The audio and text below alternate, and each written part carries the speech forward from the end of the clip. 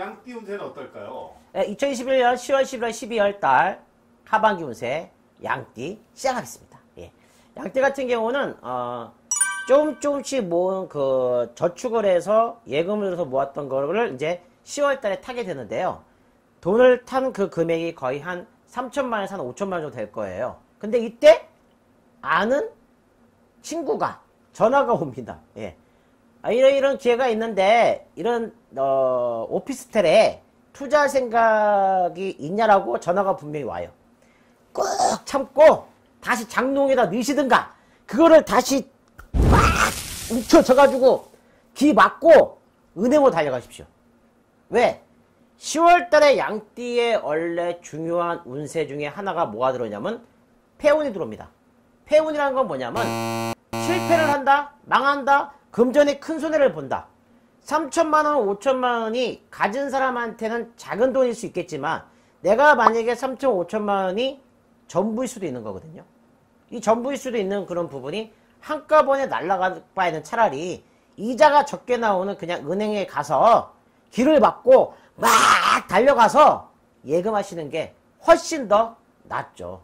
있는 사람과 이게 전부인 사람의 차이는 굉장히 크잖아요. 지키셔야죠. 10월달 지킬 수 있습니다. 예. 11월달 같은 경우는 운세가 자고 일어났는데 눈이 갑자기 침침해가지고 왜 이렇게 안 보이지? 이게 내가 노안이 왔나? 내가 노안이 오기에는 내가 나이가 너무 젊은데 라고 가우뚱거리면서 이제 일하러 출근합니다. 출근을 했는데 뭐 다시 그 뿌였던 부분이 괜찮아졌기 때문에 뭐 문제가 그냥 뭐 피곤해서 그랬구나 하고 점심을 먹는 순간에 다시 눈이 뿌얘져요. 어떻게 하셔야 되냐면 백내장, 녹내장 이런 말을 하잖아요. 하던 일을 멈추시고 정말 생사가 걸린 문제가 하는 일이 아니시라면은 병원으로 달려가십시오.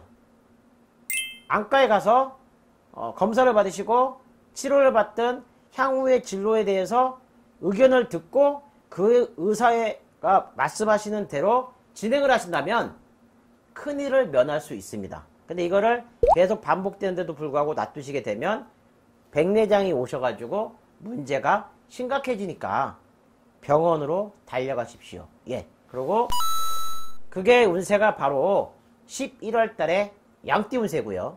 12월 달 말씀드리겠습니다. 점심시간에 밥을 먹고 손 부분이 갑자기 이렇게 막 저려오는 거예요. 근데 이 손이 문제가 있는 게 아니고요. 신경계통에 문제가 있는 거기 때문에 양띠의 가장 중요한 운세, 하반기 운세의 핵심적인 얘기는 건강입니다.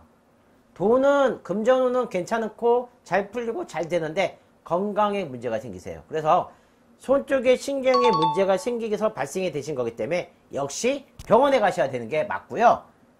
10월달부터 11월달, 12월달에는 아예 그냥 종합검진을 받으시는 게 훨씬 더 현명하다. 큰 병을 키우지 말고 여기서 끝내가지고 가족만 생각하십시오. 양띠 여러분들 힘내시고요. 이런 거를 미리 말씀을 드렸기 때문에 넘어가신다면은 행복하게 유지가 될 수가 있고 내년에도 더 힘차게 달려갈 수가 있는 거죠. 벼락다음이었습니다. 벼락다음에 구독하기는 필수입니다. 구독, 좋아요, 구독, 좋아요.